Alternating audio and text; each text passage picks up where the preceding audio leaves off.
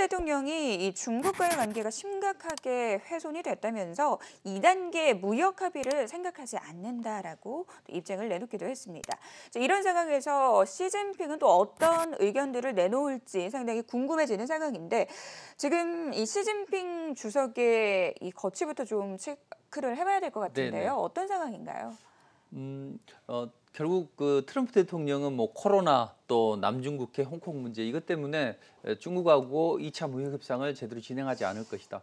그리고 재선을 위해서는 좋은 건 뭔가 농산물을 좀 사줘야 되는데 찔끔 사고 말고 마음에 안 들어 이렇게 하고 있는데 시진핑 주석은 사실 뭐 공식 석상이 잘 나타나질 않습니다. 그래서 시진핑이 지금 어디서 무엇을 하고 있는지 좀 체킹을 해볼 필요가 있는데 6월 17일하고 22일 이때는 두 번의 뭐 공식 석상은 아니고 이제 화상회의나 뭐 이런 쪽을 통해서 했는데 그 이후에는 통 모습을 보이지 않다가 7월 8일 날 푸틴하고 전화를 했어요.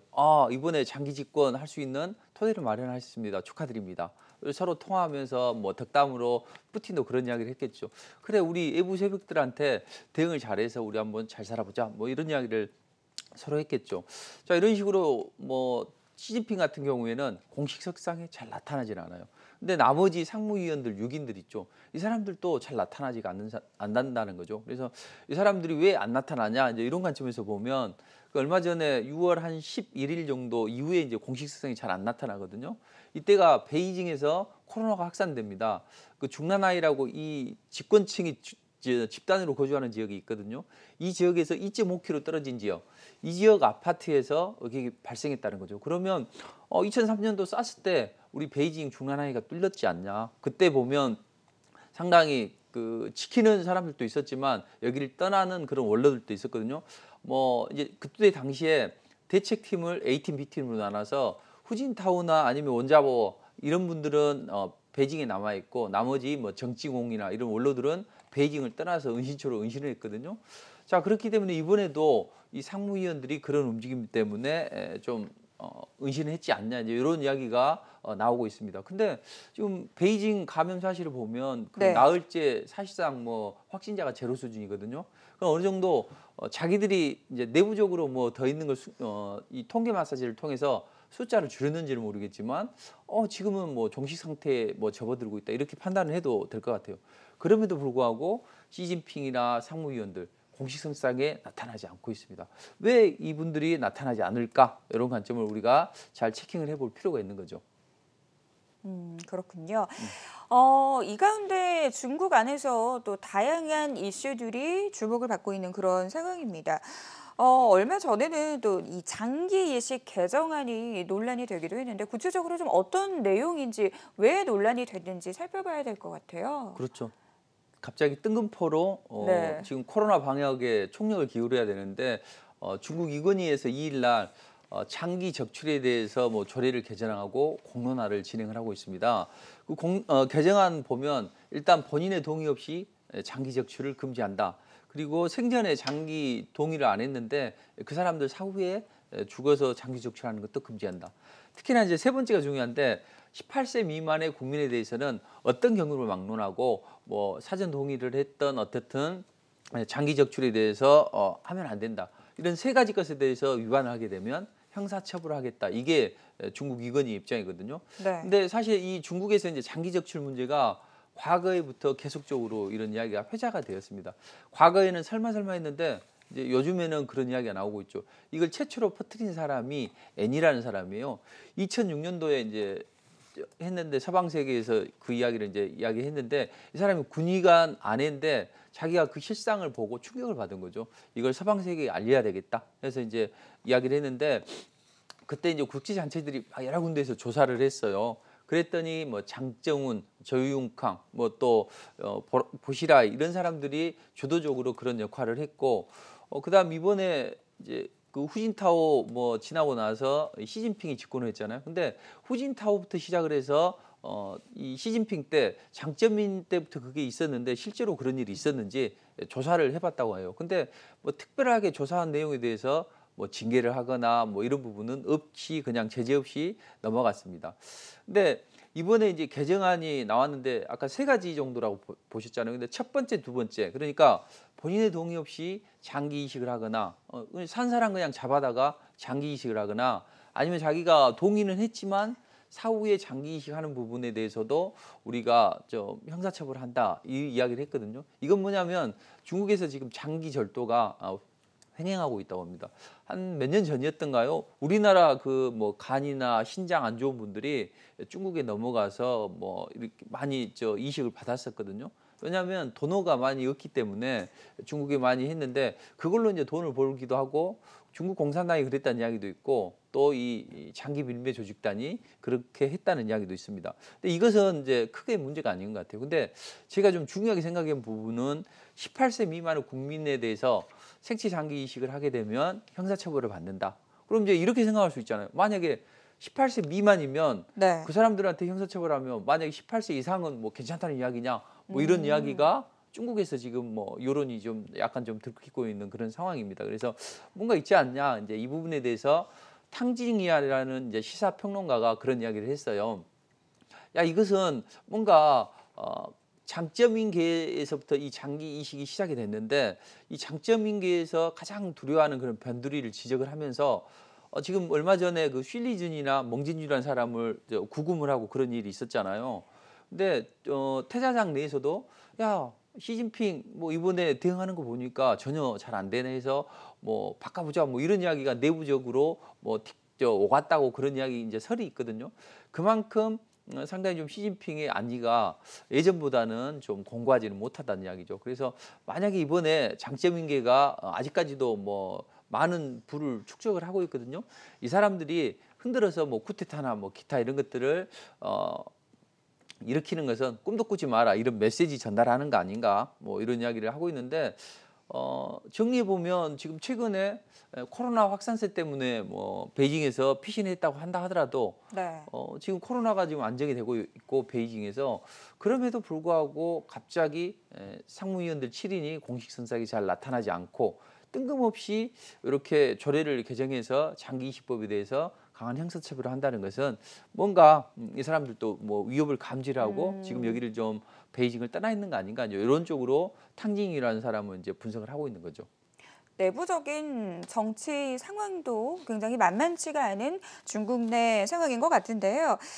자, 이 코로나로 인해서 이 앞으로 경제 상황에 대해서 많은 전문가들이 의견을 내놓고 있습니다.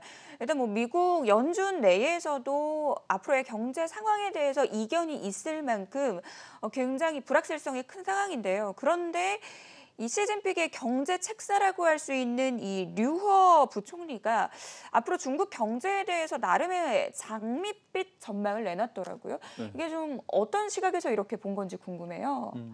그러니까 18일 날 상하이 유자주의에서 제가 그 기고문을 냈는데 이제 그 내용이 약간 우리가 좀 중요하게 생각해 볼 필요가 있어요.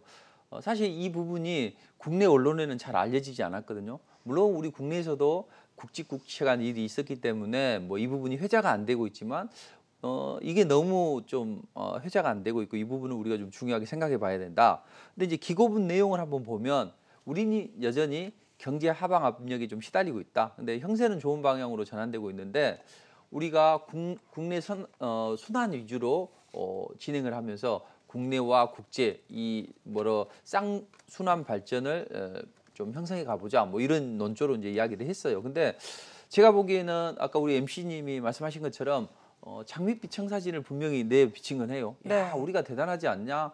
우리가 먼저 코로나에 대해서 잘 대응을 하고 또 나머지 우리 잘 대응한 다음에 세계에 대해서 잘 여러 가지 뭐 물자를 공급해주고 뭐 이런 논조로 이야기를 하는 것은 좋은데 한마디로 표현하면 기존에 뭐 수출로 먹고 사는 나라였잖아요, 중국이. 그런데 수출을 하지 않고 내부 순환을 먼저 경제 내 순환을 한다. 그렇다는 것은 뭔가 외부하고 담을 쌓고 중국 내부에서 모든 경제를 해결한다. 그러니까 일각에서는 이게 쇄국 정책 아니냐 이런 좀 우려감을 표명하기도 하거든요. 근데 최근에 그 정치국 상무위원들이 지금 베이징을 피신해 있으면서 류호 부총리가 이런 이야기를 했고 그다음에 이제 지난번에 그 리커창 총리가 한 이야기도 그 이거하고 좀 맥락이 좀 비슷한 겁니다. 그때 리커창 총리가 4월 달에 중화국 정치국회의에서 6개 안정에서 소득 역량을 6개 보장으로 전환하자 뭐 이런 이야기를 했었거든요. 그럼 우리가 6개 안정이 뭐고 6개 보장이 뭔지를 좀 살펴볼 필요가 있는 거죠. 근데 기존에 보시면 뭐 취업이나 금융, 무역, 외자, 투자 뭐 이쪽이었거든요. 근데 이 6개 안정에서 보장으로 전환하자는 쪽이 보면 기초적인 거예요. 뭐 취업이나 민생 또는 뭐 시장 주체, 식량, 에너지, 뭐 산업 공급망 이런 쪽으로 흘러간다는 이야기죠. 그래서 제가 보기에는 이 6개 보장 선언이 뭔가 심각한 물자 부족이나 아니면 뭐 식량 부족이 우려돼서 이 부분을 좀 집중적으로 내부 결석을 위해서 하는 게 아닌가 이런 두려움이 드는 거죠. 근데 이제 6개 보장을 조금 한번 뜯어볼 필요는 있어요. 조금 전에 말씀드렸지만 우리 뭐 중국하고 상당히 좀 밀접한 관계가 있잖아요. 수출상에서. 네. 그래서 중국 경제에 타격을 받으면 우리 경제도 분명히 타격을 받을 수 있는 거죠. 근데 우리 신문이나 뭐 각종 언론에서는 다른 이야기를 많이 하지 이 부분에 대해서는 쉽게 이야기를 하지 않거든요. 그래서 제가 조금 더 디테일하게 좀 살펴보면 6개 보장선언에서 첫 번째 항목이 이거예요. 국경 방어와 통제를 강화하자 이제 이 이야기를 하고 있거든요. 근데 그쪽에서 류호 부총리가 이야기하는 것은 지금 코로나 사태로 인해서 주위 국가들이 먹고 살기 어렵다. 우리는 잘 통제를 해서 지금 뭐 성장도 좀 나오고 하는데 다른 나라 어려우니 그런 난민들이 우리 중국으로 좀 올 수 있는 그런 러시에 대비하자 우리가. 그래서 우리가 좀 국경을 좀 봉쇄를 잘하고 뭐 관리를 잘하자 이런 이야기를 했는데 제가 보기에는 이 부분이 신장 위구르 쪽 이번에 뭐 미국에서도 뭐 그쪽 신장 위구르 저 법안 발의했잖아요. 그리고 티베트 지역에 뭐 미국인들 방문 못하게 하니 그쪽 관리들에 대해서 뭐 비자 발급 취소하고 이런 이야기도 했잖아요. 제가 보기에는 그 큰 중국의 땅덩어리를 미국이 효과적으로 공략을 할 수 있는 쪽이 어디냐면 신장 위구르 쪽, 이 중동 지역에 있고 그다음 티베트 쪽, 그다음에 저쪽 그 네이멍구 쪽 이 세 가지 정도가 좀 중요하게 작용을 합니다. 여기 보시면 이 신장 위구르 쪽 있죠. 여기에 많은 인구가 살거든요. 두 번째로 큰 자치구죠. 그리고 이 티베트 지역. 이쪽이 중동 지역이나 이슬람 교도들이 많아요. 이쪽 지역하고 이 동북 상성 이쪽 지역의 내몽구 지역, 내몽구 지역 이쪽에 세 군데가 상당히 좀 변방이잖아요. 이쪽을 많이 건드려서 지금 해군력이 엄청 그 중국이 강해지는데 이 강한 해군력을 좀 무력화시키려면 어차피 한 나라의 그 국방력은 제한이 되어 있잖아요. 국방비는 그러니까 해군력에 너무 많이 힘을 쏟지 말고 좀 육군 쪽으로 많이 증강을 해서 해군력을 약화시키려는 의도인 것 같아요. 아시아 태평양을 유일하게 장악하지 못했어요, 미국이. 그래서 지난번에 제가 뭐 항공모함에서 가장 중요한 게 캐터펄트라는 그런 이렇게 전투기가 쫙쫙 날아가는데 그 이륙하는 데 도움을 주는 그 장치를 이야기를 했잖아요. 네. 근데 중국은 상당히 해군력에서는 규모면에서 보면 미국을 앞지르고 있다는 평가를 받고 있어요. 그래서 그 부분을 약화시키기 위해서 미국이 그 부분을 좀 건드리고 있지 않나 이렇게 좀 먼저 생각을 하고 있습니다. 그럼 우리가 이제 결국은 미국과 중국을 분석하는 게 이유가 뭡니까? 대부분이 뭐 미국 중국에서 이루어지는 일 때문에 국제 금융시장이 영향을 받는다는 네. 이야기죠. 그럼 우리가 중국하고 미국하고 이런 관계가 형성이 되면 분명히 방산주들의 움직임을 좀 잘 봐야 됩니다. 얼마 전에도 그 북한이 우리에 대해서 공세를 펼쳤을 때 이때 이제 방산주들이 많이 움직였잖아요. 그러니까 이 방산주들을 잘 살펴봐야 되고 두 번째 보면 내적 경제 순환의 시동을 준비한다. 이건 뭐냐면 서방 세계의 제재에 대해서 우리가 효과적으로 잘 대응을 하자. 뭐 이거니까 뭐 크게 우리 주식시장하고는 관련이 조금 적고 대신 이제 세 번째가 중요한 것 같아요. 전략 문자나 민생 상품에 대해서 전시 계획 경제를 실시해 보자. 그리고 이 부분에 대해서 우리가 해외 광물이나 아니면 에너지, 농산물, 뭐 기타 원재료 뭐 이런 것들을 잘 확보를 하자 이건데 여기에서 해외 광물이라고 하는 것은 이제 네. 희토류 있잖아요. 희토류가 그 IT 산업에서 상당히 중요합니다. 근데 희토류 부분을 지금 전 세계 생산량의 35%, 그다음에 이제 전 세계 공급하는 게 한 90%가 중국에서 공급을 하거든요. 그러니까 이 부분을 장악을 하고 자기들이 이제 에너지 자립이 어렵잖아요. 그러니까 원유를 많이 확보를 하자. 뭐 이 부분하고 또 그 농산물 이게 자급자족이 좀 어려운데 이 부분도 자급자족을 하자 해서 제가 보기에는 이 세 번째 항목은 우리 시장에 이제 영향을 미치는 게 그 에그플레이션 쪽이 아닐까. 그래서 에그플레이션 관련주들을 잘 보자. 지난주에 우리가 에그플레이션 관련주에서 비료 관련주를 이제 아니 좀 비료나 기타 농작물 관련주, 예, 농업주들을 잘 살펴봐야 된다.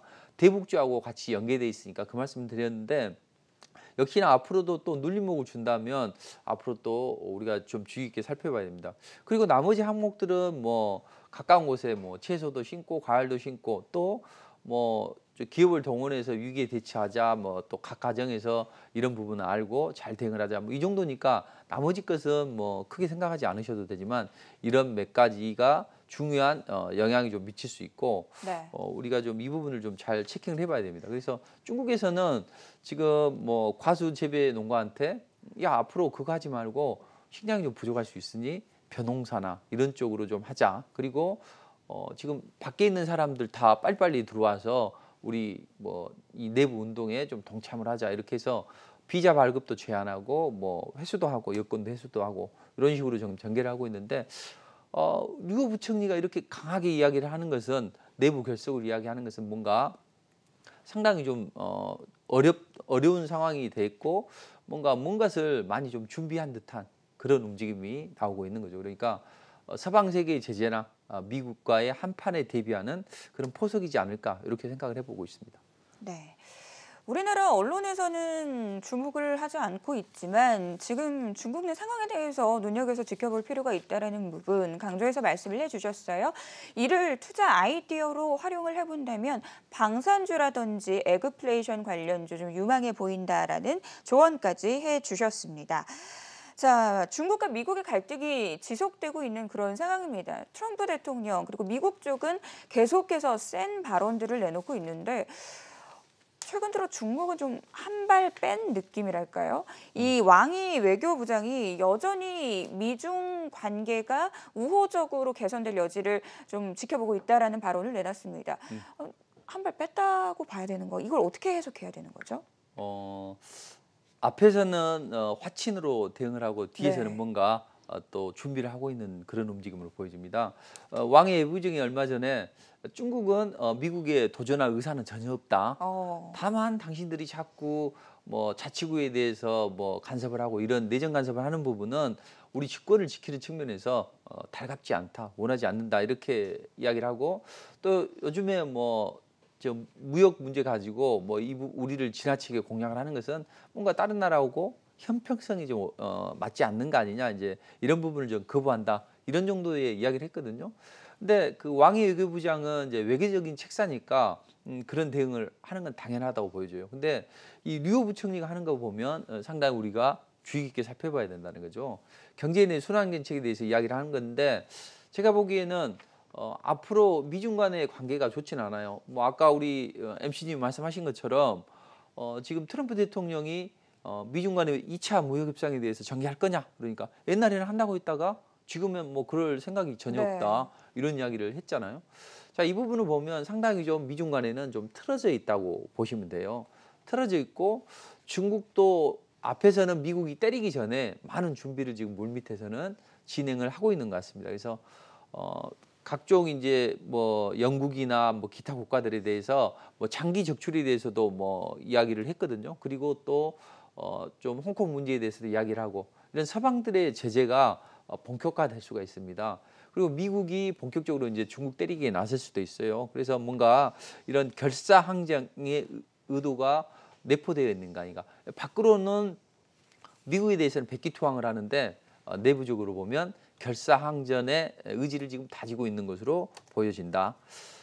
그리고 이제 중국이 최근에 그 여우사냥 작전을 지금 펼치고 있어요. 그게 뭐죠? 여우를 잡는 것은 아니고 네. 그 미국 내에 영주권 받거나 시민권 받은 그런 인사들이 있을 거 아니에요. 반체제 인사들. 미국이 보호하고 있는 이런 반체제 인사들에 대해서 야 본국으로 돌아와라. 용서해 주겠다. 아니면 너 자녀들이나 가족들 살해하겠다 이런 위협을 서슴지 않고 있다고 합니다. 예, 이 부분에 대해서 뭐 지나치게 이야기를 하지는 않지만 크리스토퍼 레이 FBI 국장이 이런 이야기를 했어요. 그리고 거의 뭐 하루에 뭐 방첩에 대해서 5천 건 정도가 발생하는데 절반이 지금 중국에 관련된 것이다. 그래서 중국이 이런 여우 사냥을 하고 또 그다음 우리 미 대선에 개입하려는 거 아닌가 이런 이야기를 지금 하고 있거든요. 이런 부분이 상당히 좀 우리가 주의하게 좀 중국에서 생각을 해봐야 될 것 같고 최근에 이제 중국 증시가 상당히 좀 갑자기 뜨거워졌잖아요. 네. 그래서 오 뭐 이런 표현을 많이 하잖아요.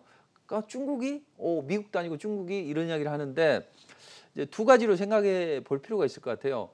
과연 중국이 정말 좋아져서 그랬나 아니면 좀 뭔가 꼼수가 있었나 이런 관점에서 보면 이제 꼼수 측면을 보면 중국 정부가 미국하고 관계가 틀어질까 알고 저렇게 결사항전의 의지를 다지는데 혹시 외국인 자금이 빠져나갈 거 우려해서 의도적으로 국가대표 선수들한테 뭔가 지원을 해주면서 주식시장에 좀 부양해라. 그러니 우리 뭐 한국에서는 뭐 동학개미 또 미국에서는 뭐 로빈훗 그러잖아요.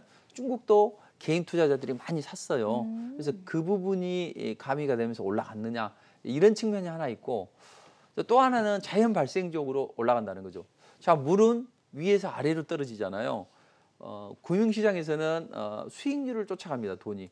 그래서 수익률을 쫓아가는데 미국이 성장도 잘 나왔고 금리도 예전에 뭐 2%대였잖아요. 근데 이번에 제로 금리로 내렸죠.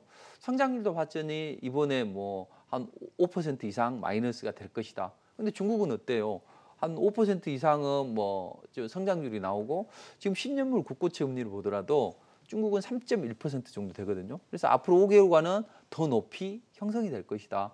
그러면 당연히 금리를 낮게 준 데에서 적게 많이 주는 쪽으로 옮겨가는 건 당연하겠죠. 그래서 이런 중국이 금융시장 개방과 맞물려서 좀 성장률이 나오고 또 이 금리가 높은 중국으로 갔다는 측면도 있고 또 중국이 의도적으로 미국하고 좀 대응하기 위해서 증시를 부양했다 이런 측면이 있는데 저는 반반 섞였다고 봅니다. 이게 어. 반반 치킨처럼 반반 섞였다고 이렇게 좀 보는 것이고 그다음 이제 우리가 그 중국이 이제 이런 움직임이 나오고 있는데 네. 과연 이제 미국은 또 가만히 있을 수 없잖아요. 이제 뭔가 또 묘수를 좀 찾아야 되겠죠. 근데 지금 중국에서는 뭔가 중국하고 관계가 안 좋아지게 되면 분명히 IT의 핵심 히토류를 가지고 장난할 것이다.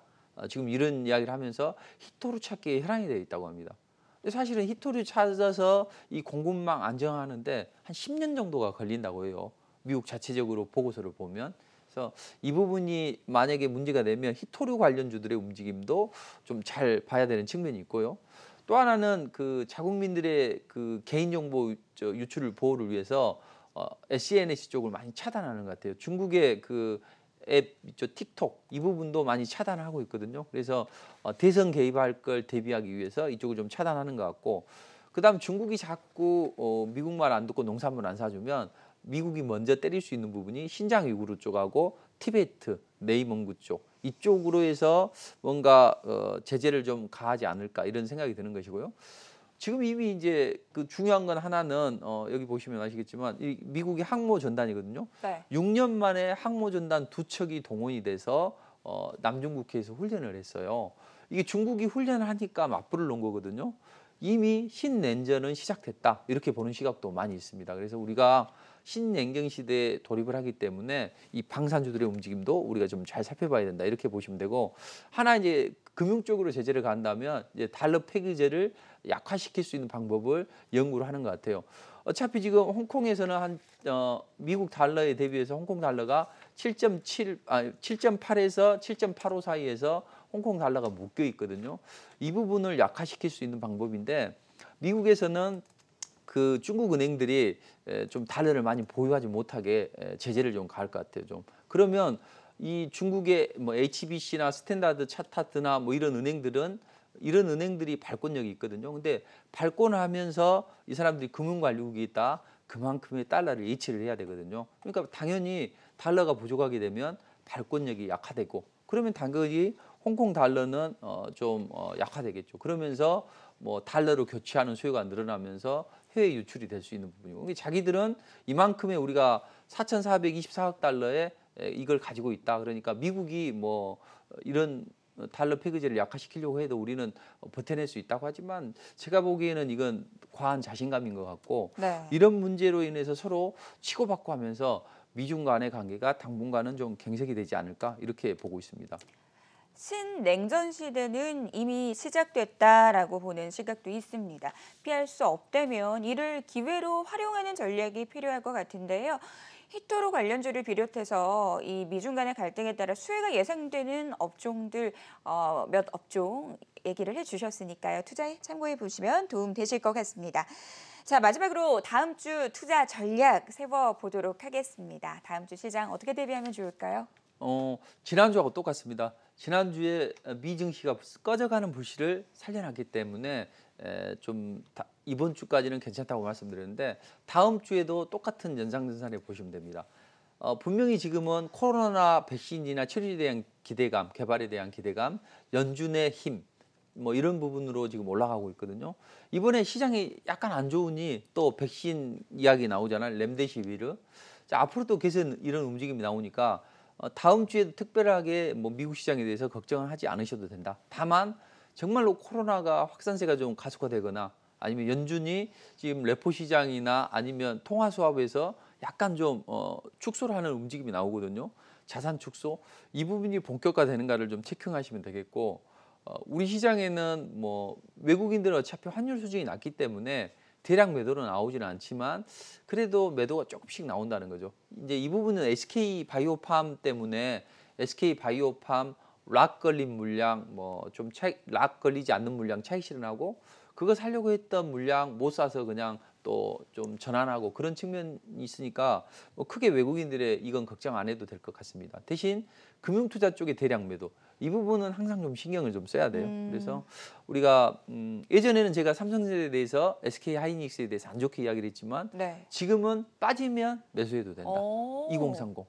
근데 우리 MC님은 이제 오 하신 거 보니까 찬스가 오면 한번 공략을 해보시려고 하시는 것 같은데 네. 지금 괜찮은 것 같아요. 그 부분하고 코스닥은 테마의 순환매를 좀 체킹을 해보자. 예. 그래서 다음 주는 방금 말씀드렸던 중국 경제 내 순환 정책에 따라서 농업주들, 에그플레이션 관련주들 우리 국고채에서 이야기를 해서 그런지 지난번에 그 북한하고 관계 좋아질 때 철도주보다는 농업주가 재빠르게 이번 주 월요일 날 올라갔었거든요. 지금은 어려워요. 눌림목을 주면 그때 관심을 가져보는 전략이 좋을 것 같고 다음 주 이후에는 이제 대두 관련주들 있죠. 어차피 대두 관련주나 히토리 관련주 이 부분을 잘 체킹을 하시고 그다음에 중국이 이제 내수 쪽으로 돌아서면 인프라 투자가 또 진행이 될 거라는 이야기죠. 중국 인프라 투자 관련주들 뭐 굴삭기 뭐 관련주들이나 또는 해외 무기 수출 관련주들 이런 쪽으로 살펴보시면 좋은데 대두 관련주들, 히토리 관련주들을 잘 살펴보시고 다음 주에 이제 한국판 뉴딜 종합대책이 발표가 되거든요. 원래 13일 날 되기로 했는데 네. 서울시장 또 문제도 있고 발인식도 있고 해서 14일로 연기가 됐어요. 이때 그린 뉴딜 그다음 디테일 뉴딜을 이야기를 할 거예요. 그럼 그린 뉴딜 쪽으로 태양광 풍력주들 잘 살펴보십시오. 디지털 뉴딜 관련주들은 이번 주에 좀 올라갔어요. 또 물론 뭐 이삭죽해할 종목은 있긴 하지만 이런 종목을 잘 살펴보시고 코로나 소외주들 순환매 흐름에 잘 대응하시면 좋을 것 같습니다. 알겠습니다.